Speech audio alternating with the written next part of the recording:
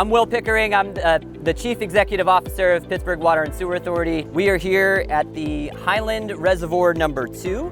As you may know, if you're familiar with Highland Park, there is another reservoir, but this is our larger covered reservoir. Our work is massive. We have a $400 million plus multi-year program ahead of us to renew our drinking water system. We have a plan to replace the clear well at the Aspenwall treatment plant that is a 100-year underground storage tank that we know, 100 years old, it's in need of rehabilitation. However, we can't take that offline without having a temporary replacement for it. So that is what is going on behind us.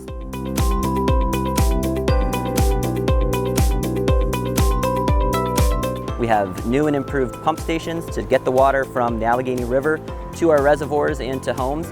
And then we also have large diameter water mains that go from the Aspenwall water treatment plant under the river and uphill here in Highland Park to serve us.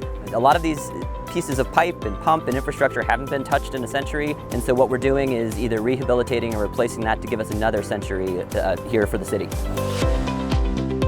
And really the time has come for us to make the investments and no longer fix things as they fail. So we can no longer limp along, and unfortunately that is what we've done for decades now. So we're making up for that lost time in these investments like this one behind me.